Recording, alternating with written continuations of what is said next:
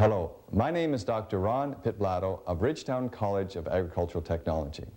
Welcome to the 7th in the series of technology transfer seminars sponsored by the Ontario chapter of the Canadian Growers Mushroom Association. I would first like to acknowledge Max Snoblin for his leadership in developing these seminars, as well as the financial assistance of the Federal Hort FSAM program. We have developed a series of videotapes highlighting various aspects of mushroom growing. This would include Phase 1 and Phase 2 composting, topics such as supplementation, pest management highlighting trichoderma, a topic on time management, as well as the last one on air movement within the growing rooms. This 7th technology transfer seminar features techniques in harvesting quality mushrooms. The tape is divided into 2 programs. The first tape highlights Dr. Bob Bielman, professor in the Department of Food Science at Penn State University, who will discuss techniques to improve mushroom quality, featuring the use of calcium chloride spray applications. The second tape is devoted to techniques for harvesting quality mushrooms. Mariet Vedder, a mushroom consultant with extensive experience throughout the world, will demonstrate harvesting techniques and philosophies of picking. And in any good marriage, she has brought along her husband, the world-renowned mushroom expert Peter Vedder, the man who wrote the book on mushrooms, who will add his wealth of knowledge to this subject of harvesting quality mushrooms. Before we begin, I would like to acknowledge our host for the 7th seminar, John Chrystalin, the farm manager of Wellington Mushroom Farm, and the president of Highline Produce, Dr. Murray O'Neill, who, as you will see, was one of the first picker trainees at this seminar. On this second tape, Mariet Vedder will discuss and later demonstrate methods of harvesting quality mushrooms. I'll let her husband, Peter, introduce Mariet. Be aware that the biggest part of the labor cost is in the harvesting area, and be aware of the fact that quality mushrooms grow most times, show up as first quality. It is in the hands of the pickers to keep it that way or ruining them. I also should say it is not Mariet's method. She did quite a bit of work to fine-tune it, but actually her method is just based on a kind of industrial technique to avoid unnecessary movements and so on, implementing all that kind of ergonomic ideas and so on to end up with the more or less, in our eyes, ideal harvesting technique. So it is not something what we invented after a bad night's sleep or so, but it is a method based on that kind of studies, and again, she did quite a bit of work, fine-tune it, and also put in a lot of practical experience, because that's the most important part, that it is possible to do it, not actually try to sacrifice too much of your yield by having that quality. It should be always that proper balance. Okay, mate.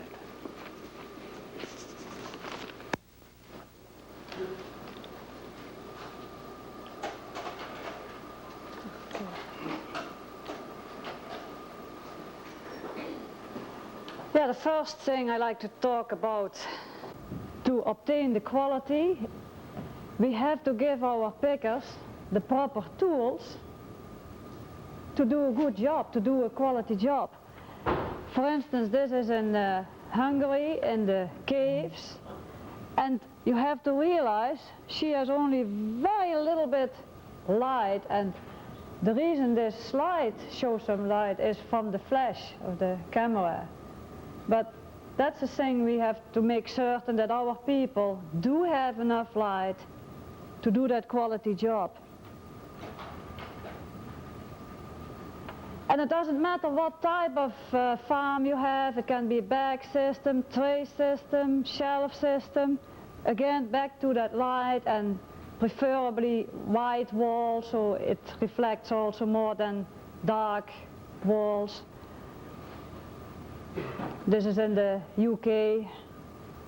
And about the proper height and the distance in the islands, well, this is in Indonesia, and unfortunately, like most farms in the world, to design a room, the harvesting people are not involved in the design, and yet they spend most of the time there.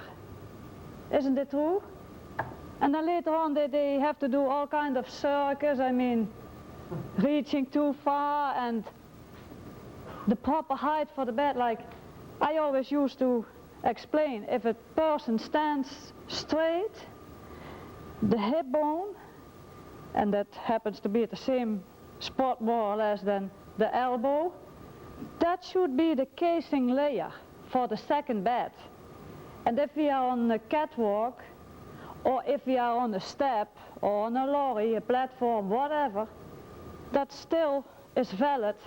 So that means also that when we hire people, if you go to extreme short ones and then some tall ones, you create a variation which will cause a problem for the ergonomics. I mean, they will be very tired. This is more or less perfect. They designed it especially for my heels. I mean, I gave specs to John, said be aware. They did a great job. And at your farm, the second layer is perfect. Only the catwalk, we looked at it, that's slightly different, but those things you have to be aware of. Like here, how can they pick that far? And on the aisle, she's actually constantly sweeping the plastic with her head. She hardly can move there. Some great ideas come from Europe. Somebody is selling there a farm and never realizing that it's a hand length difference. I mean, people all over the world, they are not sized the same. Those things we must really consider. Also hiring people. We could make some average height, or I always joke about it, male pickers I like more, or if you have female, they should at least be flat-chested. Otherwise, just some tips. Yeah, like this, if you have to do that for 6 or 8 hours a day, it's pretty tough. We can make pictures like this all over the globe, still, believe me.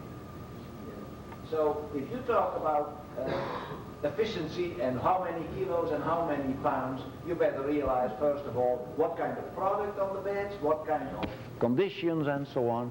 And here again, this lady, the light what is available there is coming from the flash at the moment that we made the picture. But take away that flashlight and then you end up with the real thing. Huh? And I'd like to comment on the gloves she's wearing there. They should be an absolute no-no for the mushrooms. They are abusive, I can tell you. Those heavy rubber gloves. I've seen them, I mean. A surgeon is not working with those eyes, I mean. The same again, this was in Indonesia. The proper height. It's a daily problem. I mean, coming back day after day, you have to battle that, and it's slowing down that efficiency what we try to reach. And she is touching with the sleeves each bag, and if you have a spot with green mold here, well, they spread it all over. I mean, they do a great job in that. All kind of diseases or nematodes, whatever you have. So you better check into that area.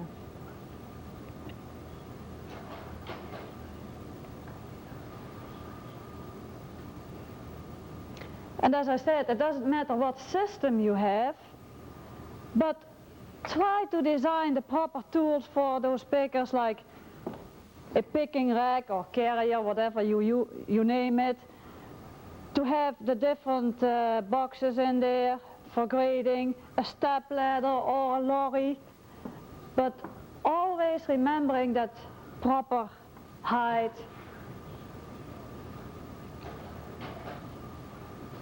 Here is a design of a step ladder. They can store the full trays underneath.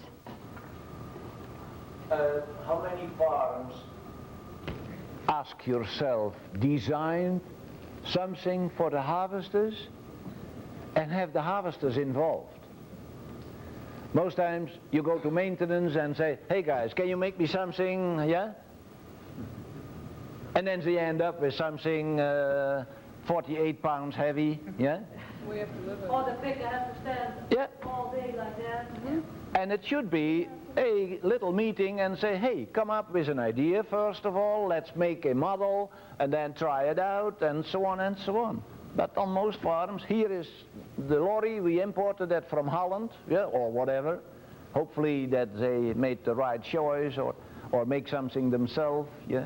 Like what Marit was telling you, that design came because somebody from Indonesia visited Holland, made a few, like Japanese do with the camera and so on, make a few notes, and then we make the lorries, not realizing that the girls in Indonesia in general are 1 foot shorter than they are in Holland, and so on, yeah. Again, a picking rack, and that can be designed for your farm, just modified for your quality, your type of trays you're using, carton boxes or whatever. It should be preferably light, because once you add full trays to that weight, the total, and they have to lift it for 6-8 hours a day, keep that in mind. It slows them down. I mean, the efficiency is affected again. And here she's picking, and for the trash, you can have a bucket. I've seen trays, small trays, whatever. But important is that you keep them as close to the bed as possible. This is far too far away. She can spill. And then talking about hygiene, I mean, we don't want that. And she can also spill sometimes in the other product. Sometimes you have another tray on the side for grading some extra quality. So keep the reaching distance at all times as short as possible, without spilling and without touching any other mushrooms. A lot of people think that they need to wear gloves to keep the mushrooms from getting dirty, from soiling them. That's not the case. If people want to keep a clean skin and wear them for their own protection, first thing to do is cut their nails and wear the surgical gloves. That's what I did, and that's what we did at the training center in Holland. But they are expensive. But they fit, and you have to buy them just in the proper size for your hands. And there are female and male surgeon gloves. I mean, they are expensive. Then you have to calculate, does the company want to provide them? Or I like even to pick without gloves. And I recommend every new picker to begin, at least for a couple of weeks. And if you retrain them or whatever you do it with bare hands. You have far more feeling. It's a lot easier. They tend to be slippery, and sometimes your fingers can become numb because those don't really fit. They are too long and too loose at the end, and they might be too tight at certain other areas. Those are the cheap ones, the examination gloves you buy with the full box, but they are not designed to actually fit. And there you have to make a decision. Do the people really want to wear them? I have no problem cleaning with chlorine, a nail brush, some chlorine, and to get rid of that bad smell, rub in some toothpaste. You can go to that party or that reception, nobody can sniff out you are in the mushroom business. I mean, you are safe. So really we should check into that. I have seen even those rubber gloves, believe it or not, they are that loose here. They are good for gardening if you're afraid to grab into a snake or some big spiders. But by pulling back with that wide opening here, they knock over mushrooms, they do a lot of damage. So do we really need that? And also the picking garb, Peter showed that sari in India, that is an absolute no-no, where you sweep up all the dirt and also whirl up spores and touch the surface. This outfit is okay as long as it is not too baggy. Sometimes the trend is oversized. One size fits all, but not in the growing room. Put it inside the pants, tuck it in. You have to make it a common rule, because if you start looking into that, they reach over tray or whatever, and always that baggy part of a t-shirt or whatever they are wearing is touching the surface. Or a wide sleeve. I prefer short sleeves. Or roll the sleeves up or push them up. But never wide sleeves, never baggy outfits. Pants are perfect, and for safety, of course, shoes on which you don't slip on the floor because it's a wet environment where you are in. And the hair, I'm very strict on that. It's a discipline like in a hospital. In a hospital, I mean, the surgeon, he cannot have a ponytail like some, ponytail, long hair like some musicians, or a nurse with long, loose hair. That's an absolute no-no, but the very same is true for our farm, for hygiene reasons. We have to make certain rules, design a certain dress code, and that also is for the hair. Braid it, pull it back in a ponytail, so you are not touching with long, loose hair the surface again. You're not spreading nematodes or spores, whatever you have there.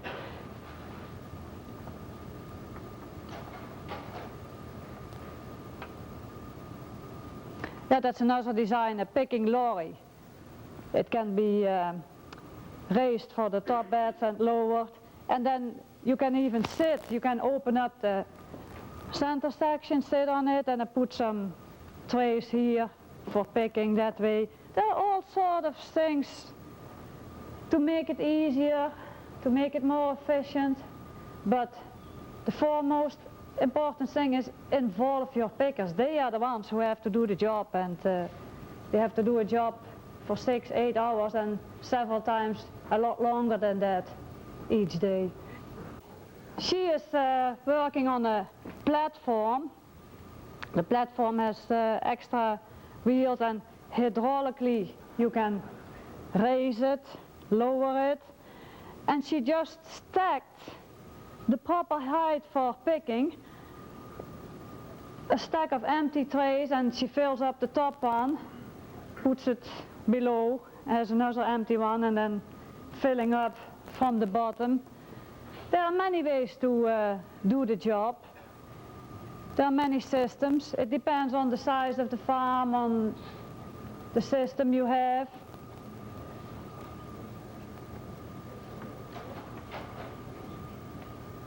This is a very simple lorry. You don't have the cranking mechanism or no hydraulics.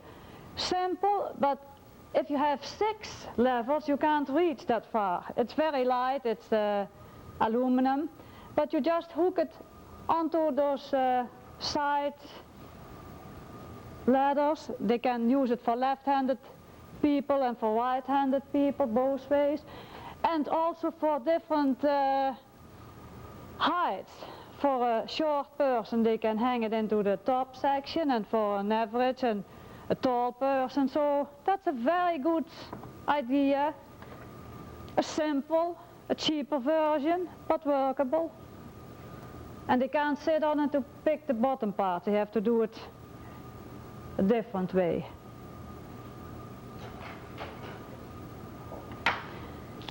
Here I like to show you the distance between the bed. If you are with that hip bone next to the tray or bed, whatever, then also automatically your eyesight is focused over the surface.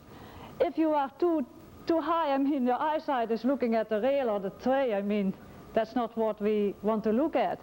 So everything is more or less perfect in balance when we go from this. And also, Peter, you always say 55 centimeter? Yeah. That's more or less a standard, but here again, it depends a little bit which part of the world, but for Canada, the US, Europe, and so on, it's more or less 55 centimeters hard, But of course it depends on if you grow in bags, then the space is limited, but not that many grow in bags here in that situation. So normal shelf beds or blocks, wrapped blocks or trays, then you could say more or less 55 centimeter bottom gives you that space, more or less what Marit is referring to. The ice just between the bottom of the higher bed and the elbow just the level of the underlaying bed.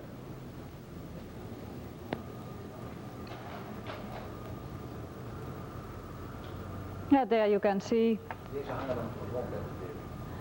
the lorries here. They are attached onto a rail from the ceiling. So that's again a different system. And you can take out the platform where she is standing on. So once you finish the top part, you remove those platforms. Some you can fold it in and secure it, and others you can take it out so you can finish the bottom part in that room without having an obstruction in your way. They work well. And here she has the bucket hanging onto that picking rack. So she's picking actually here and cutting and grading.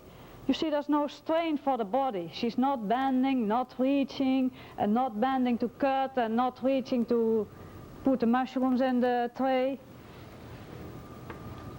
But talking a little bit more about quality and grading, and I have found all over those years as a general misconception globally is we send the pickers off with a knife, and they actually rape the beds then, but we give only instructions, only the big ones.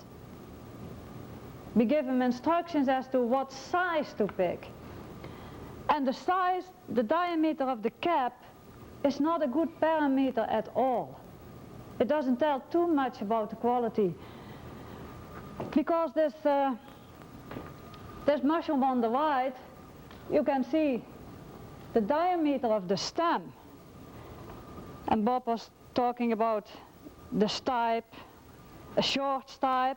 Now actually a first quality mushroom always has a first, but also a short stipe and also a broad stipe. That's a very good parameter, a good indication. And it doesn't matter if that's a big one or a tall one. It depends on the strain we are growing. But this is what we have to check. You see here, the diameter of the stem is a lot less, but also the velum already starts stretching, and this one had a long stem too.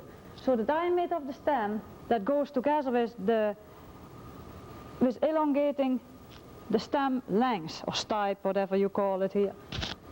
That's a parameter for quality. So that's the first quality mushroom. Here the velum starts stretching a little bit, so does that, but it still has a broad stem. And these top mushrooms, they will have a very good shelf life.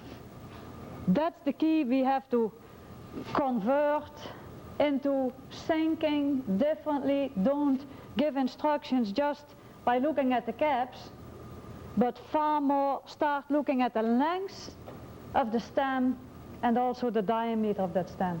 The relation with cap, stem, if that's broad, leave it on the bed. That means provided that it has enough space to grow, to increase its diameter. There's no indication to pick it yet. But when the stem starts lengthening, that's an indication to get it off, regardless the cap diameter. And that's a big misconception all over the world. The pickers get the wrong instructions, and normally when you speak their language, it's funny, the pickers after my training, we knew all that, but they never let us. So they feel they are also mushy and weak, feel like rubber, and then you end up with the bad shelf life too. That's a combination. I mean, you get all those complaints from customers later on, they won't hold, and mostly they are mixed. In one tray you have some with a broad velum, a little velum already stretching, and some are partly open. But that's the problem.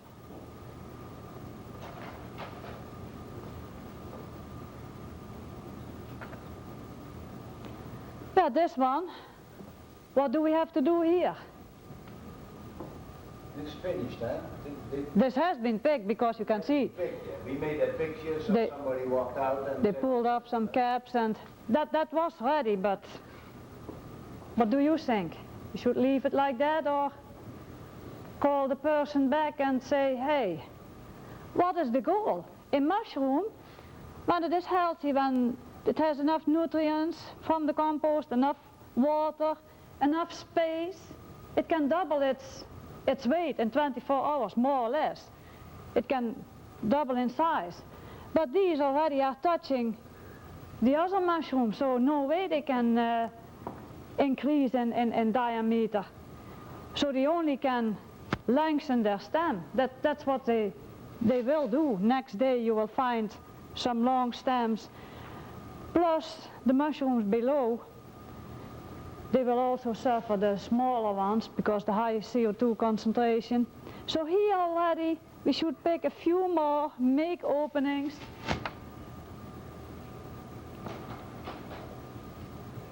That's the result if you wait long enough. Everybody recognizes that, of course. And this also will create bacterial blotch. The caps are touching each other, and it will also do a lot of damage to the second break. And from your overheads I have seen several. The first break had high yield, and then there was a tremendous drop. The second did not come. It should be a little bit a declining line, the first, the second, the third break. But mostly if we make a graph from our production, it's the first here, and then a tremendous drop the second, and sometimes even we see a higher third break than the second. If we leave them too long on the bed, there is a lot of stress for those mushrooms too. We have to be very careful, especially that first break. Mostly, and it starts already with the forecast, the estimation. If you estimate so many pounds, if you have, for instance, 2,000 kilo for tomorrow, then I think, well, I like to have that room finished within 5 hours. That's my goal. I don't like to stretch it 6, 7, 8, because then it's not the optimum for the crop management. We have to bring back that room to the optimum climate, everything, and water it maybe. So 2,000 divided by 5, that means I have to pick 400 kilo per hour. And then I know the average of my pickers. That depends on what size, what quality you are producing, you are picking. And then you know how many people you need in there to finish it within that time span. And that's important. But normally, nobody cares. They don't realize that it is that important. A miscalculation, and you end up, you start all right, with good quality. But mushrooms deteriorate fast. By 7 in the morning, it looks all right. You have, let's say, 80% fancy whole. By 9, 75, by 11, that goes to 60, and in the afternoon, it declines even further to finally, at the end, you only have this. That's important.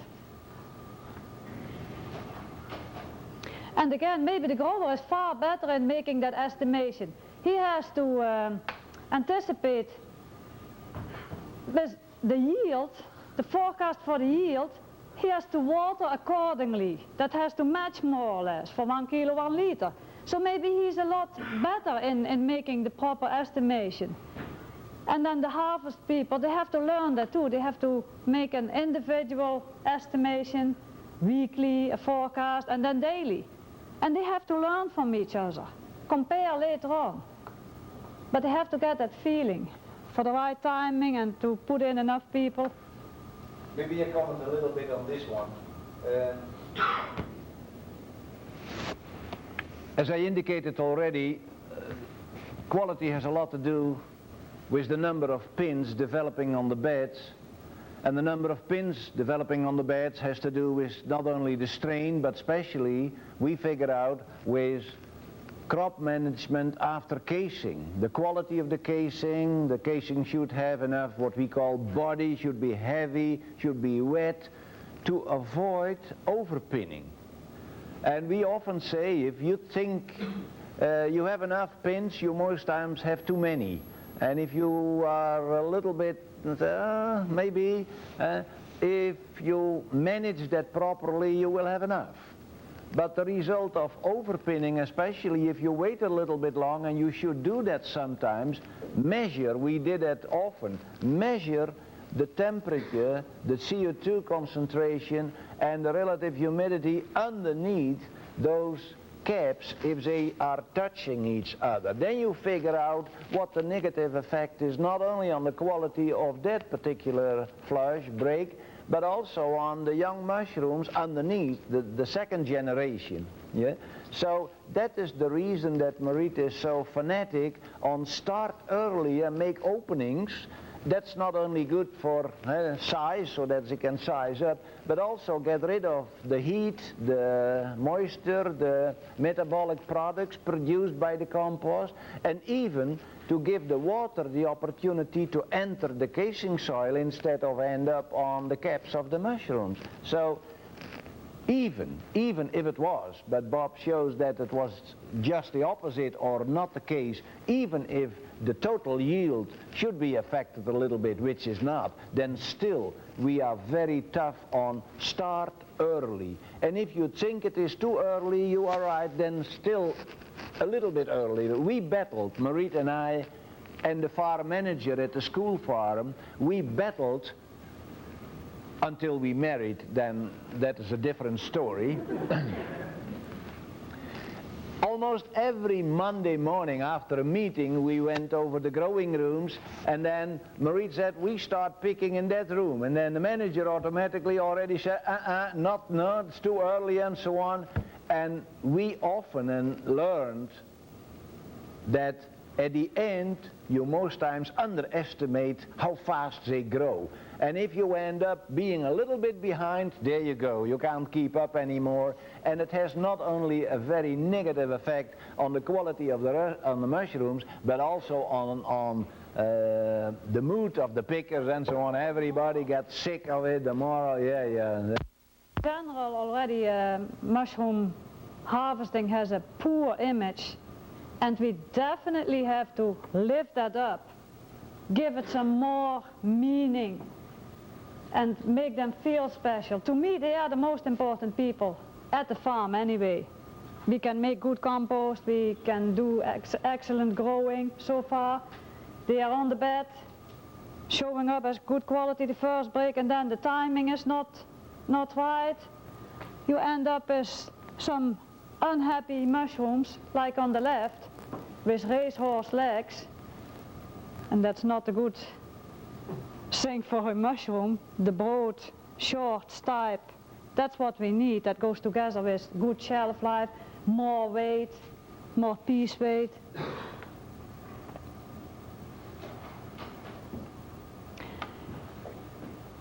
Here's just the difference. Like I already mentioned, they start in the morning, they finish one section, and then the other section is not finished.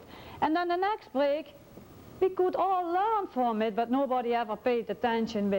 They go on and try to finish again. The day they're always catching up on work, they never finish in time.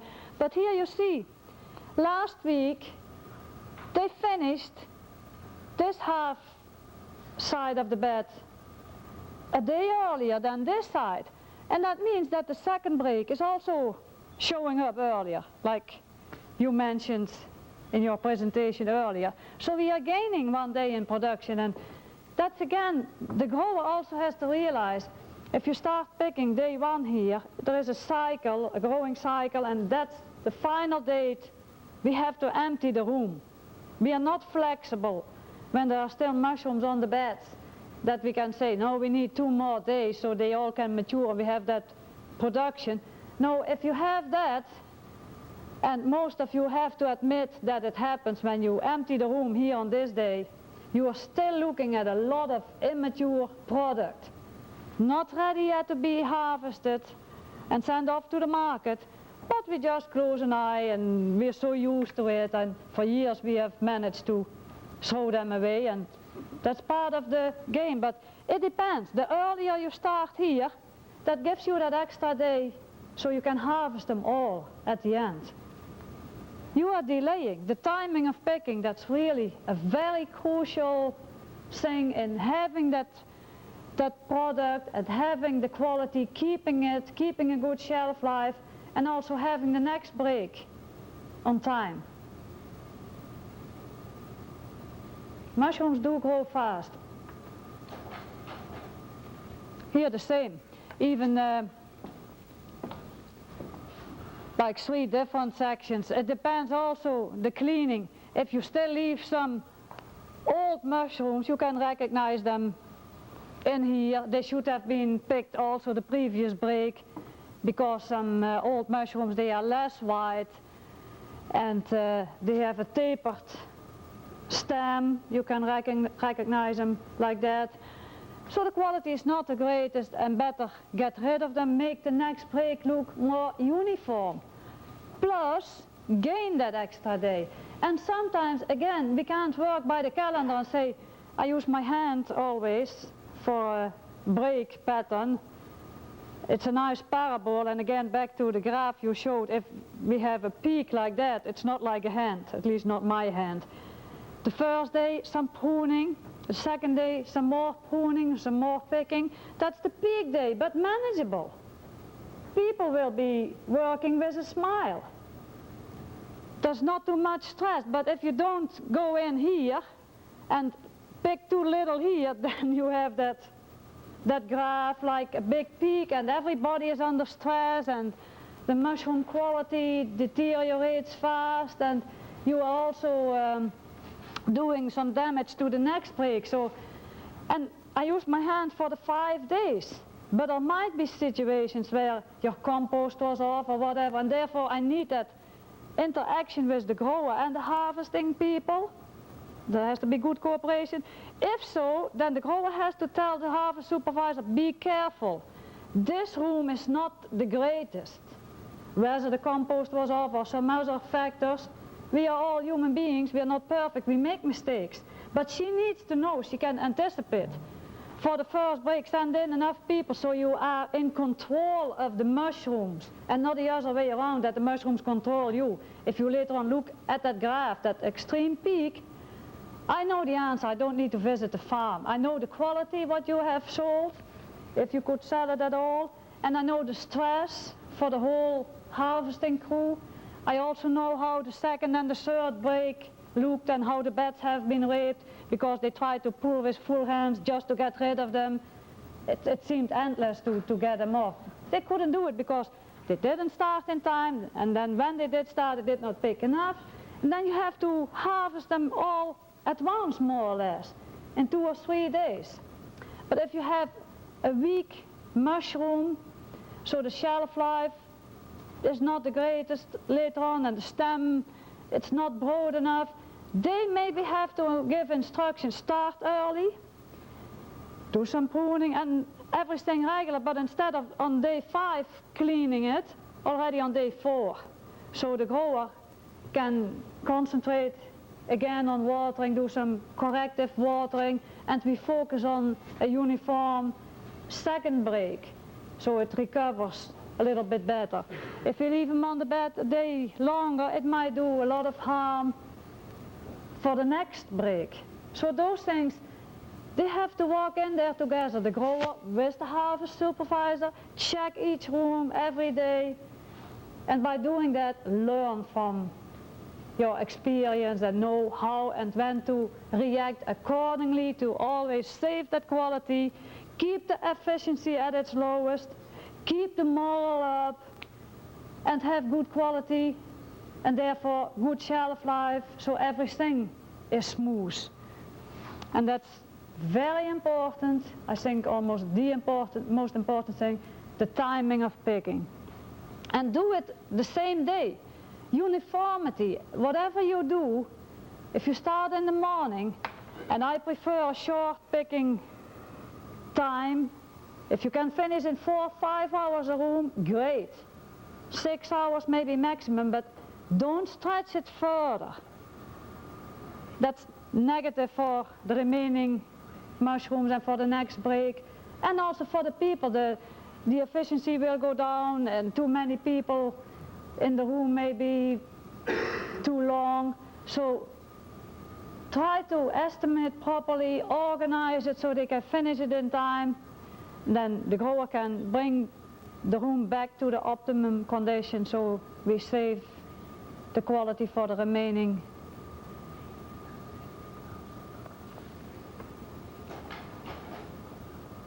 Here we can see in detail what those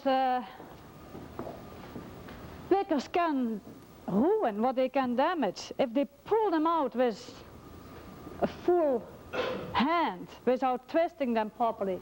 They also pull up the second break. They are already formed below the mushrooms of the first break, the small pinheads. You also can see and can imagine what damage it does when you leave those caps sealed, like here the top beds.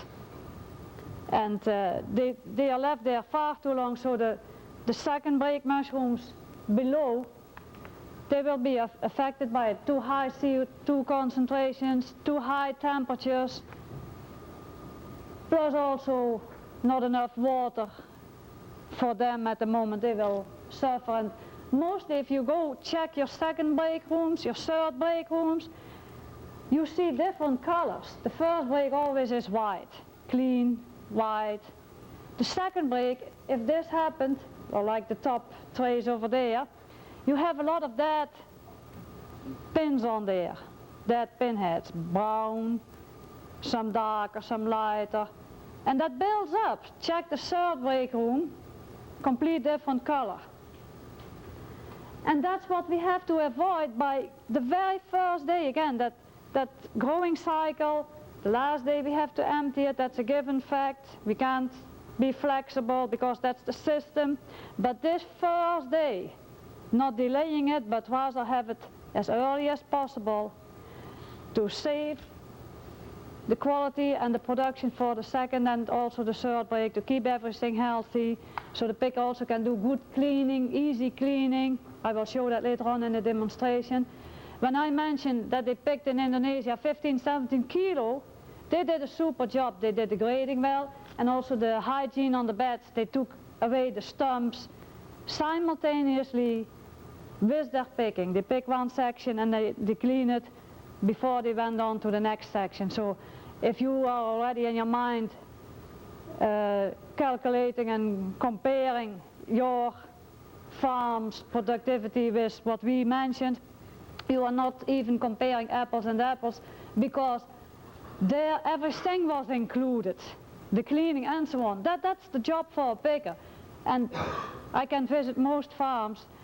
I like to wear my sunglasses in the third break, I can tell you, because what you see on the beds, it's not looking white anymore. A lot of stumps, rotten stumps, dead pinheads, and sometimes open, old, mushy mushrooms and so on.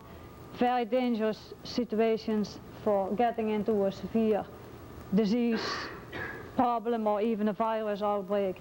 So here that is a clear slide for everybody to realize, hey, we are looking at the top, but what is going on below? So you have to make those openings, regardless the cap size. If we have overpinning, the grower tried very hard to do his best to have the right number of pins, but he ends up still with overpinning. Well, sorry for the pickers, send some more in there, start earlier, but make openings. We have to, because they can't size up. There's no space. There's competition for space, for water, for food. That's the importance of that. Also the casing layer. If you open it up, again back to that timing, as early as possible, you start picking here, you don't nearly pull up as much casing as when you delay it long enough, like here, before we get to picking them. Check the trash. Go to your farms and make it a habit, looking at the trash. Even if they wouldn't let me enter a mushroom farm, if I can peek into that trash bin, I know all their secrets or whatever. I know their harvesting technique, their timing, everything. And they pull up a lot of casing soil because the longer you wait, the more evaporation, the drier the casing surface, and the more you pull up, the more damage you do. That's what Peter said, those fast Hispanics, 66 pounds on average, but they are rapists. They manage to clear off the second and maybe even the third break as well. And if you end up as a too shallow casing layer, you can have the best grower in the world, but that is irreversible. You can't correct that anymore. They never will have top quality mushrooms and heavy piece count from that area. Sometimes the third break indeed looks like the surface of the moon with all those craters and so on, because we delayed it and then actually we removed the casing for a big part. We pull up big chunks of mycelium too and pinheads. That's how we lose production too. So make it into a habit and check that trash bin. Check it early morning and I see at 11 o'clock in the morning the difference already. Also the stem length. We talked about the quality and there are certain regulations for the market, I mean for capping. We can't use the long stems, but if you have a long stem, yesterday it was short, why not pick it then and cut it and send it off to the market? If you wait one more day, and then we cut it off, like for a human being, if I use my body below the knee, and we throw that in the trash. And never look at it. How much percentage of the total production was that? Good nutrients being converted into mushroom tissue, and we are not interested to sell it. It's again back to this most essential thing, the timing. We could have sold it all. That's really important. And start checking your waste regarding to the timing. If you start earlier picking, there will be a lot less casing and mycelium and pinheads removed from the beds. So your next break will be more intact, it will be still all there on the bed surface and not in the trash.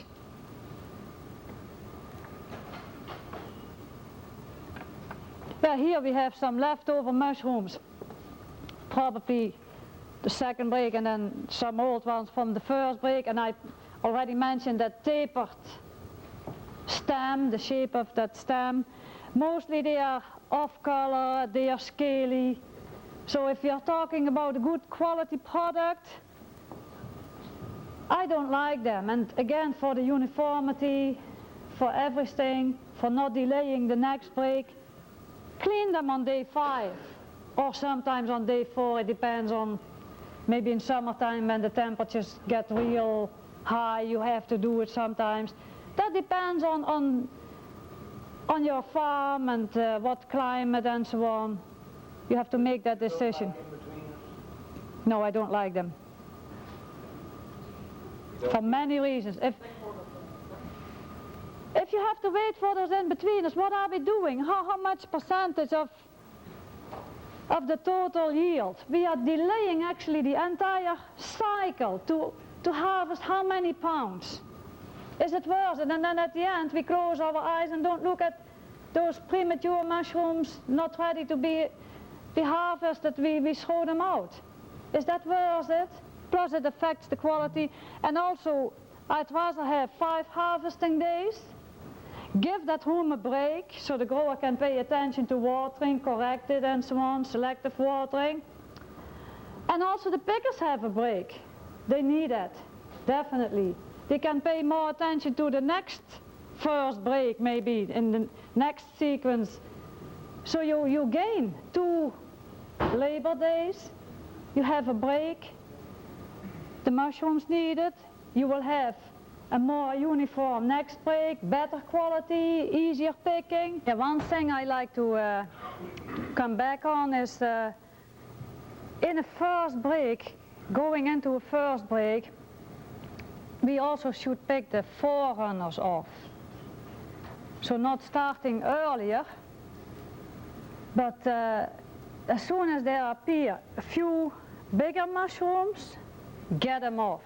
And I'm not interested in the quality or the production of those few kilograms, but the reason I want to introduce that on every farm I do training is that it has worked so far to make the break more uniform, and also you initiate the further development of the remaining smaller pins. As soon as you remove a few, next day you go back into the room and you will be surprised at what you are looking at. It initiates the growth, and also you make it uniform. So sometimes I use my hand like I did before break 5 days, but these days I call day 0 or whatever. Also you can correct a little bit some growing problems if the casing layer is not completely uniform. A 7 centimeter layer, of course, that delays the mushrooms also by 1 or 2 days compared to a 4 or 5 centimeter thick layer. Those things, so you can correct a little bit, and then once you start picking that first day, do your pruning, it's a lot easier. And the second break will also come uniform. It's a lot easier to manage. And another thing, I have some information, and maybe John can make some copies. This is from Germany, the only mushroom picking knife so far in the world. And if you order it straight from over there, it costs about $1 US. And if you order it in bulk without the carton and the plastic, the weight is hardly anything. This is plastic, it's very lightweight, so the shipping won't be expensive at all. And I can give John some information, so if you want a copy, then you all have it. And the reason this is the only mushroom knife, and so far I love it still, and I have been amazed. Sometimes people ask me, are you not surprised at what you are running into at the different farms? But I can tell you one thing, there's no other person in the world probably who has seen so many different knives as I have seen. Butcher knives to skin a deer or whatever, paring knives, you won't believe it. Dull knives, very long ones, and they could open up a museum from all the mushroom farms if they start collecting the different knives. But this is also ergonomically designed for picking. This finger fits in here, and if we start cleaning the beds, I will show you later on, we have to lock the knife in our hand like that, and with the tip of the knife, and you also see the blade of the knife. First of all, it has to be very stiff, sturdy, so it won't flip and it won't bend, but the curve of the blade is exactly the same as the natural curve of my thumb. Also the length, that's for a purpose, because mushroom cutting, we have to make this motion towards our thumb, not cutting in our own flesh. I hope most people can manage that, but this is the motion we have to make. So that's the natural curve of the thumb and the blade. They are just the same, and the length. If it's too long, then it's very hard. And also the weight. You have to be picking 6-8 hours. I have worked with a knife that was a little bit square. It starts hurting inside your hand, whether in the palm or here, the inside of your fingers, after a long day. And also the weight, I mean, it makes a difference. If you walk all day with heavy shoes, I mean, or you have to run with heavy shoes, I bet you will notice a difference too. Everything is designed to do the job at the optimum, ergonomically.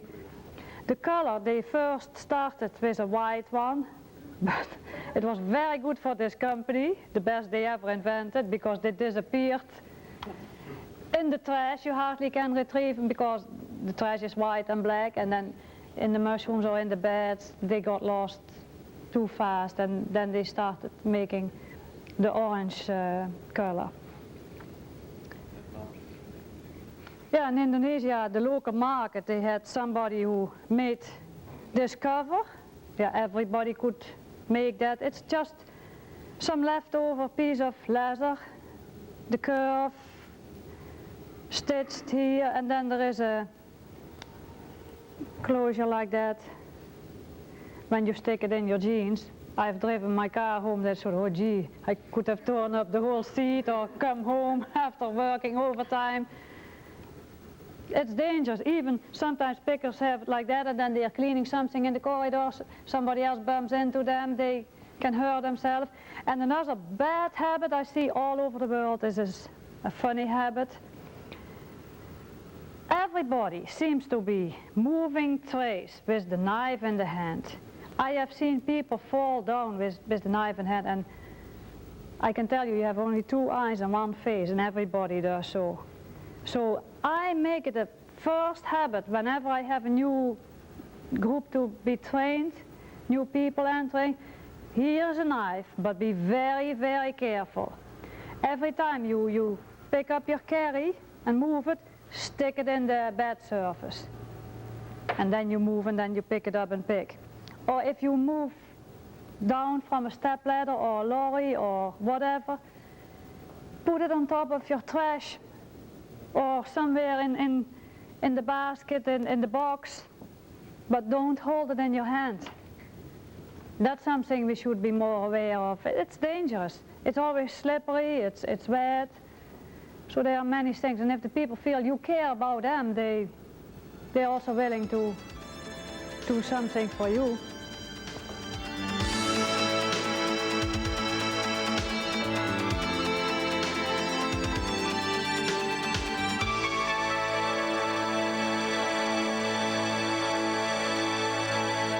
As I said, mushrooms are very sensitive, so I really arrive from above with the fingertips. I place that tip behind the cap, lock it in with my thumb, a little twisting motion, put that tip behind the cap again, lock it in with my thumb, little twisting motion, and then put the 3rd finger behind the cap, lock it in with my thumb, twisting motion, and I repeat again, holding up these stems high enough so I won't soil the other mushrooms.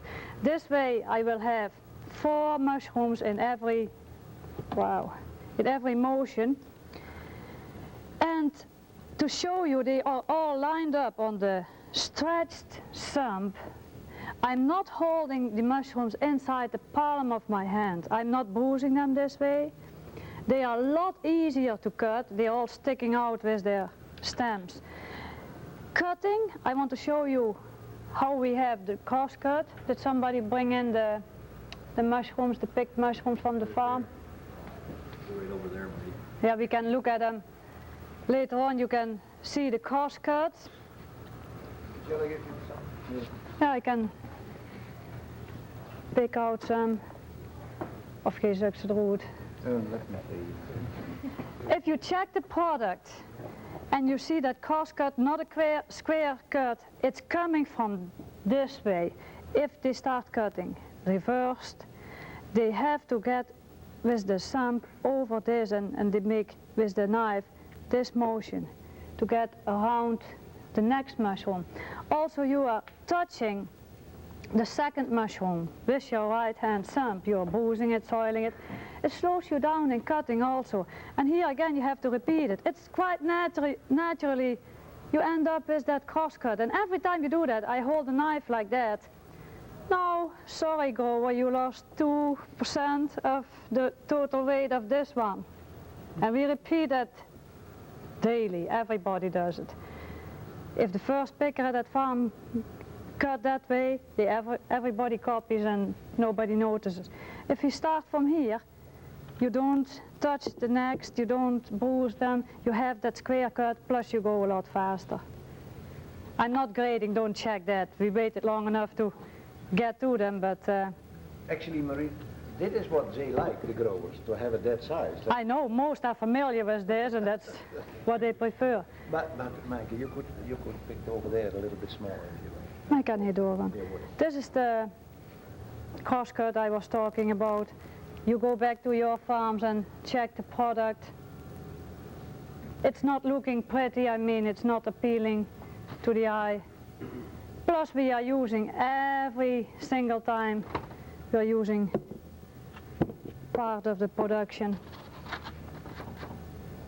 This way also, I'm not knocking over other mushrooms, nor am I touching with my knuckles the casing surface. So if we have some nematodes or any diseases, I'm not spreading it. Holding the mushrooms, hardly... It takes some practice, because what most people forget is they think everybody can pick mushrooms, but it's an art, and only musicians or people who are operating the keyboard, typing, or flutist, organist, pianist, they use actually all 10 fingers. But we, from birth on, have done nothing else than held knife and fork with those 3. If we zip up our pants, it's with 3. If we make a braid, what we ought to do when we are picking, it's 3. These 2 are only there for decoration, to put on the wedding band finally, and that's it. That's the only purpose. And now we have to train them to individually start working, and individually the same. If you do some exercise by lifting them up one by one, it's hard, because the signal has to come from the brain, and if pickers are talking at the same time, especially female pickers, they forget and there is no signal, so they are back into the old habit again. And they need some practice. At night you can practice with some sugar cubes or Brussels sprout or whatever is available. Really, I'm serious, to make those 2 last fingers a little bit more limp, and this exercise is very good. That's the whole trick, closing them in on the length of that stretched thumb. Maybe do it a little bit slow first, so that they... If we have twins or triplets, you see how dry the casing is already now, what we pull up, that's what caused that delay. We should have picked this already 2 days earlier, and even maybe 3 days earlier. Now, if the grower is smart and checks the trash, he will find numerous mushrooms in there. Why? Because they cut one and the rest of the twin is in the trash. And once it's in the trash, no picker ever gets it back. Nobody does that. But that way, especially the first break and also the second break, we lose quite a number of kilos in a day, and then weekly, and calculate that on a yearly base. So what we have to do, if you have a twin or a triplet, if you have too many, then you put them back on the bed. But you separate them with the right hand and put them in the next position, and then you start cutting. So you separate them before you start cutting, because if you cut one and then separate and start cutting again, it slows you down. It's like a bus driver who has 3 stops and he could organize it better if 1 stop, then he will end up with a higher average speed. Here, twins again, you separate them first.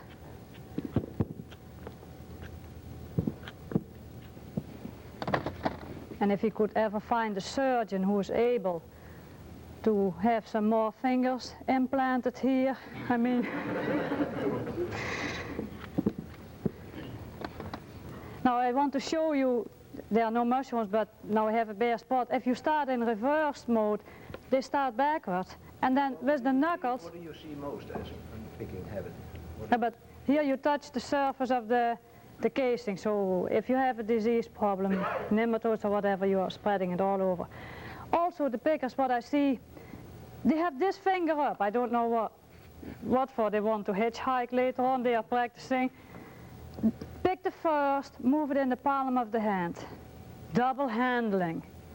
Then pick the second, and then with the wrist, they bend all the way to get the third. And I always recommend each picker, if you want to do gymnastics, by reaching, and sometimes they do kind of ballet, you see them swinging out that leg. I said, join a gym for 1 hour a week. Pay for it and work hard there, but don't do it on a mushroom farm.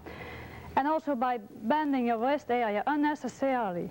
On average, you do it 2.5 till 3,000 times a day. Don't underestimate it. And at Moonlight Farm, they had 11 people at one given time who needed surgery for that metacarpal tunnel syndrome. Now that's caused by this, the wrong picking technique. And I bet you go back to your farm with open eyes and you will find several. So just wait a couple of years and you end up paying a lot of money for those problems. You see Marie picking? Not yeah, watch my hand again. She will not move. Watch my wrist area. And the only thing I need to move a little bit is because these have extremely long legs. We pick them too late, so I don't touch the others. But my hand stays the same way. If I would be picking quality, there was hardly any move. I would keep it that way. So that's the one-touch system. It's the easiest for cutting. You can cut fast. Every time you have 4, now you can make a calculation if you know your piece count. You can calculate already how many motions you need for 1 kilo. And if you can increase the number of mushrooms from 3 to 4, it's almost 33%. Not net, of course, because you have to get it and you have to cut it too, but... Sorry? Just 1 second. Does someone have a greeting board pickup? Half is. Okay, the other way. You see, I'm not knocking over the mushrooms, not even in a tight cluster, but the trick is those fingertips. I will show it slowly once again, slow motion. Put it behind, twist it, put that tip behind the cap, lock it in with that thumb, twist it, put it behind the cap, lock it in, separate with the right hand that twin so it won't get lost, and then cut. You keep them clean. And what I would do if the casing would be sticky or wet, scrape my fingers like a carrot, continue. Also for cleaning, if I showed you the knife is designed for cleaning, and that's what my pickers, if they have an average of 15, 17 kilo, this is included too. You open your left hand and with the tip of the knife, the thumb, you very carefully remove the stumps and all loose material. That is loose, and here a little stump. This way you remove very little. Yeah, this is too dry, so I'm pulling up some. But if you do it simultaneously, you hardly lose any casing, and you won't end up with the surface of a moon in the third break with all those craters, big holes. Tomorrow morning, Marit, you will have an opportunity in the real world, let's say, and not this kind A of... demonstration in the room. Somebody can hand me another tray.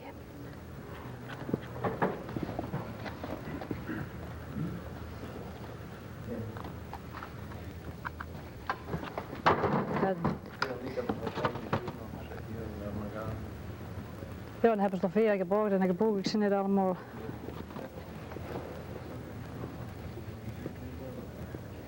Somebody likes to give it a try?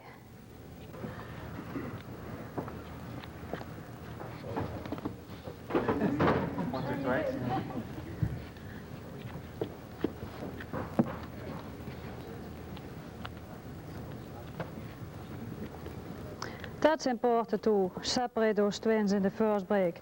For a grower, if they make it into a habit to check the trash, also the length of the stem. If they cut too much away, this is also a product loss. They should have picked that yesterday.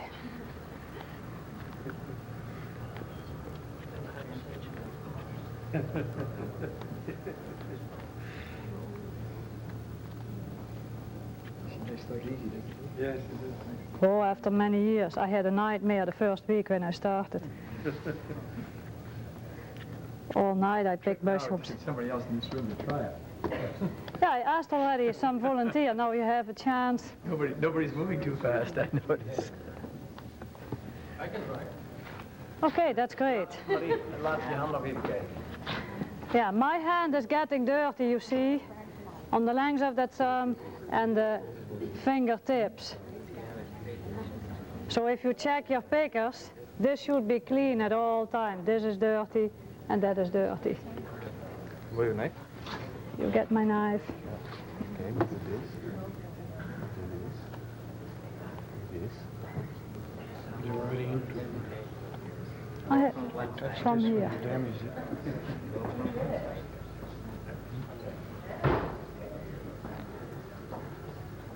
No, perfect. I would hire you. Definitely. Anybody else? Of course. Feel the knife for a sec? Yeah, that you have to pick. Feeling it, that means no. So you have to pick. No way back. You're not supposed to touch the... Yeah, and start from the side out.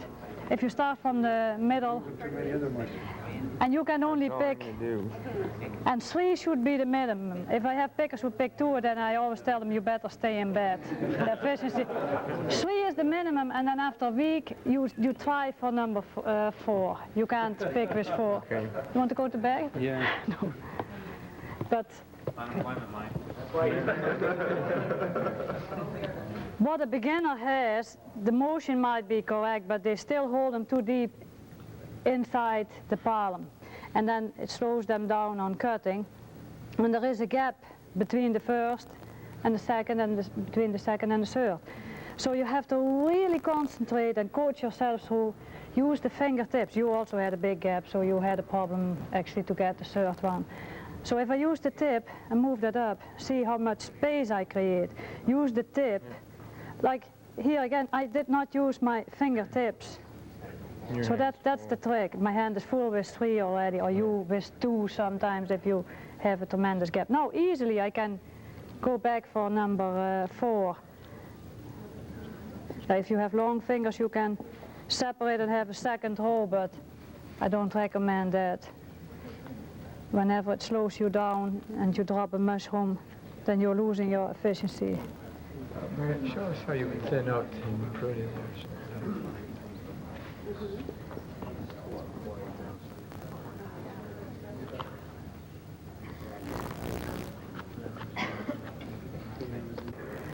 But for any farm manager who is planning on introducing a retraining, I recommend to promise a picker the pay for 2 weeks from now. Let's say we have a training now, start today, and we pay all the pickers the average from what they earned the last 6 weeks.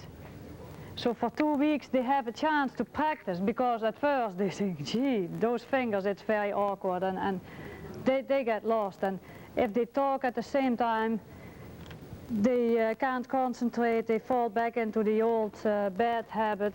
It takes only 2-3 days of real concentration.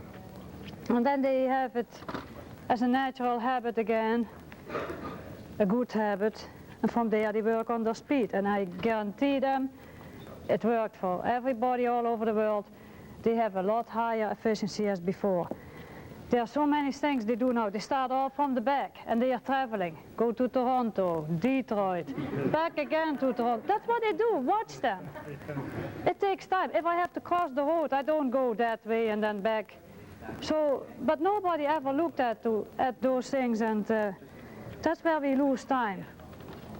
Also cutting, that cross cut. If you check the product, if I see mushrooms on the market, I know how they have been cut. And there's only one fast way and only one way to get a square cut. Start from here. First of all, I'm left-handed, so I gotta do this. Yeah. How are you? You are left-handed? I'm left-handed. No, I'm Okay. just gonna make it hard for myself. I'm gonna show you. Let me see. You are left-handed? Yeah. Then maybe I'll be you okay. stand over there. You can put the. I'm not gonna be here very long. All right. Yeah, that's all right. And now separate that one with your left hand. Yeah, you should have stopped after that twin. Well, I started the wrong end. See that?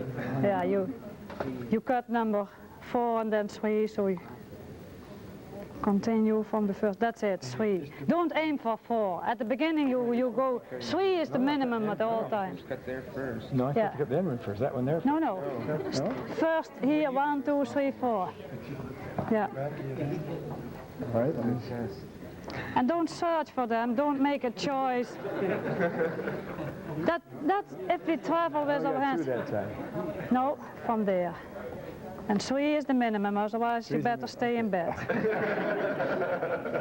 I considered that this morning too. It was appealing. Don't aim for 4. The thing is just It slows you down now. use your fingers. After a week, and in the 3rd break or so, you can Right manage. back here again. Yes. We'll try one. And you still hold them a little bit deep, so cutting is difficult, but the longer you do it, and at home, just practice with some candies or Brussels sprouts or sugar cubes for the movement. If you do gymnastics the first time you're sore, the muscles are not used to it. And so all of a sudden we expect these two fingers to earn money for us. Try one more now, let somebody else do it. Yeah. What? No, no. See if you talk. Yeah, he would make a good baker. I see I'm getting better at it though. But you are supple and no. Damn it. You know why? Because you are talking. You can concentrate but on one thing. Damn it, why did I do that? Especially female, I recommend they use a band-aid to cover their mouth for 2 or 3 days. There, yes. I have to think about that. Yeah, but Here you're going to get a curved stem. you have to get around and you touch the second. But you make a good baker. If you're not being watched, I mean, that's... See that damn. Yeah, this is extremely hard. Yeah. It's from there. See, I want to start there. Yeah. Okay, somebody else can try it now. Who wants to try it? Let me try. Thank you. You are. Yeah, that's push up the sleeves. Okay. Still you will not see touching. There. What? You're holding the knife the wrong way, yeah. The first finger, no. See? You start with that finger up and you Doesn't move them in the matter. palm. If it touch, you tell me. You just see. Like, he will not touch, even I can take from here But and bring it here. you can't cut that fast if you Why have not? it deep in there. Yeah, why not? See? You lose a finger. And you cut 3, 1, 2. No. You travel. 3, 2, 1. No. Just look at it. No. And you move them in the palm, that's double handling. No matter how fast you do it, still you do double handling. Look at the mushrooms. Yeah, check them 1 hour later. Okay.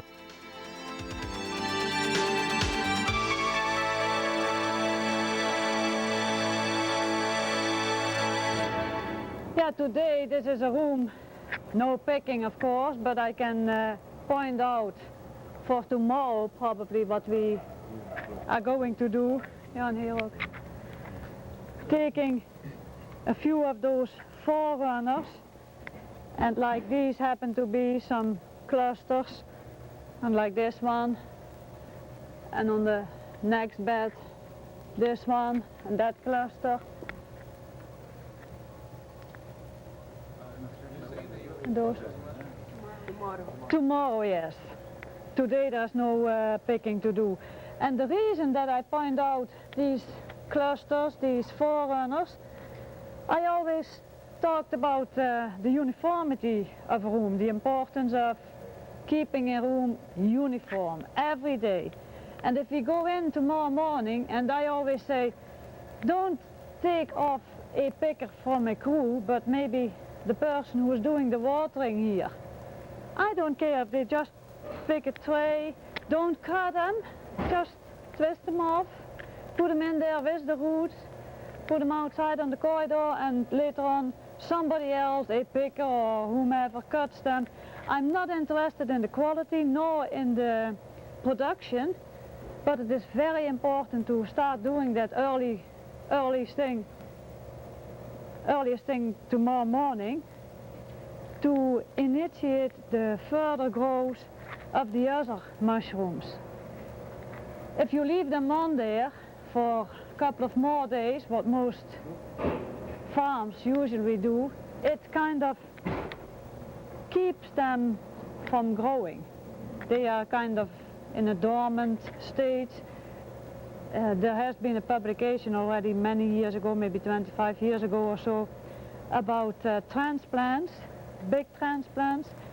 They put them in trays with small mushrooms. As soon as the transplants got in, the little ones around, they kind of stayed dormant, they didn't grow. So they learned from then that... Sinden. And so they learned that whenever we have some big ones, they develop, but the rest stays back. And I pointed out yesterday that here is the first day and this is the final day in that whole cycle. if you don't start tomorrow morning here, the first thing in the morning to do that, then we are delaying slightly. And at the end we might lose again some of the production not yet mature enough to harvest. And we are losing, so to speed it up a little bit, to initiate the growth of the remaining mushrooms, if you start doing that at your farms, you will be surprised. The day after tomorrow you come back and say, hey, look at that, how they have grown. And then you go in on let me see, tomorrow morning, Thursday, Friday morning, and probably they can do again some pruning. The goal should be every day, the decision maker, the harvest supervisor, make it uniform. So if you have some mushrooms, and they don't need to be big, don't wait for that, because then you are delaying again. But the goal is to make the room uniform. And then by doing that, I used to call it day 0, and maybe sometimes you have to do it 2 days in a row, just get a little bit off, or somebody who does the watering does that also, before the actual picking crew comes in and does some further pruning and some picking, some more pruning and heavier picking, and then the peak day. If you start out like that, the harvest pattern will be more like a parabole and less like that one big shootout, that big peak day, where the mushrooms are controlling you and not the other way around.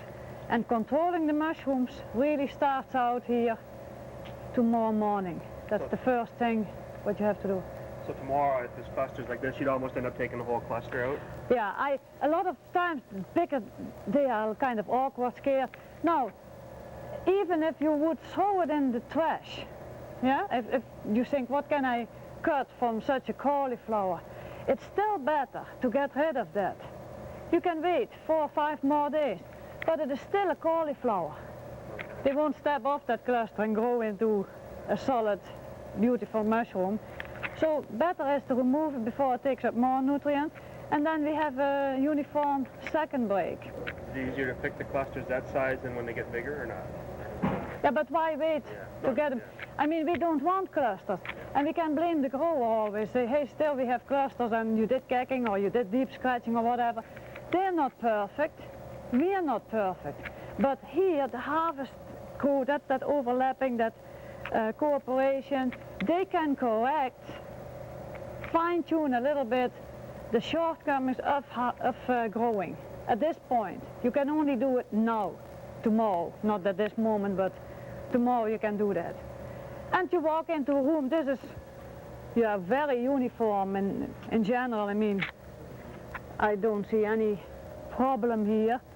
Just a few, a little bit bigger, so you wouldn't even try to get #1 quality out of something like this tomorrow? That's what I said. I'm not interested in the quality, nor in the production. And if a grower starts arguing with me, well, we lose that, say, okay, how many pounds? And now you have a discussion, just assume you are the grower, I'm the harvest supervisor, and we have this argument. Then I say, well, you are worried about how many? 20 pounds or whatever in this room? Yeah. Yeah? And then come go to the third break and see what See what you got. what you lose there. Yeah. You have to rethink, and you have to start aiming at that goal. I mean, why do we do it? To initiate the growth.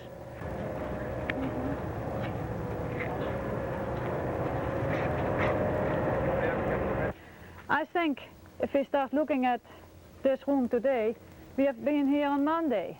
Small size, and I was asking how many pounds you picked yesterday, but nobody knows because everybody was over there. And A little bit abnormal situation.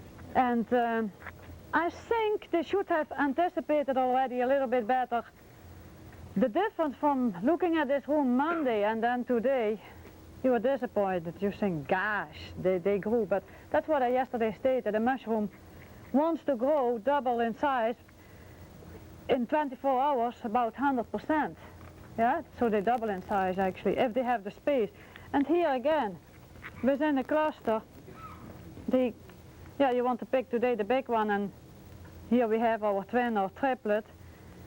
You pull up more than you want, and we could have provided that by making a little bit more selective some openings yesterday. the pickers have to get used to the idea that a mushroom wants to grow 100%. So if today at 9 a.m. in the morning I'm here, I have to make that decision and thinking tomorrow morning at 7:30 I start here again. And they have to be first quality still, they have to be happy and having enough space. If we have mushrooms here, no, this one has to go today, prune that one, then we will be happy until tomorrow, yeah? And then we decide who has to go and leave the rest. You have to think like a mushroom every day. The pickers have to make that decision. And regardless the size. Yeah, that seems even bigger. Yeah. So what you want to do here today? What to do here? Yeah, what you pick today here? Yeah, the bigger ones. And yesterday I can point out if they had picked the biggest mushrooms which you see here. Made it a little bit easier. So and then the efficiency for today would have been higher. Now you start pulling off caps, you did already. It's a very good example. So if you had done that yesterday, you would have prevented that for today. Would there be some on the bottom bed that you would take today? Now here again, what we are talking about is uniformity. And you answer my question, is this tray uniform? Even here they are slightly behind and maybe it's because of, yeah, here, it's not maybe, but I'm quite sure that's more than 4 or 5 centimeters, the depth of the casing layer, and then they are delayed by 1 or 2 more days before they reach the surface, you can imagine. But if you remove here, not for the size, but get a few off in this area to initiate the further development, the further growth of the remaining mushrooms, you can even it out a little bit. Yeah. You know what I always say if I do the planning, if on Monday you have the first picking day, like today is the first picking day, yesterday was day 0. For next week it will also be on Wednesday for the second break.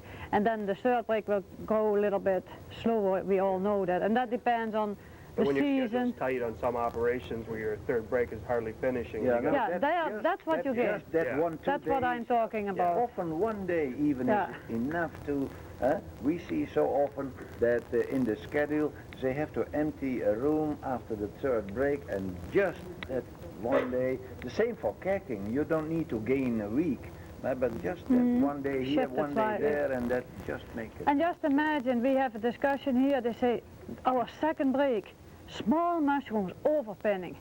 And then we have here a heavy first break, the same day, the peak of those breaks. The second break we have on Wednesday, for instance, and the first break on Wednesday, and then over there a first break coming in. I would have done already something about it last week by maybe not cleaning the first break on day 5 but on day 4 to get it in a day earlier so they won't be 2 peaks at the same 2 time. breaks, yeah, the heavy picking day at the same time. You can be flexible.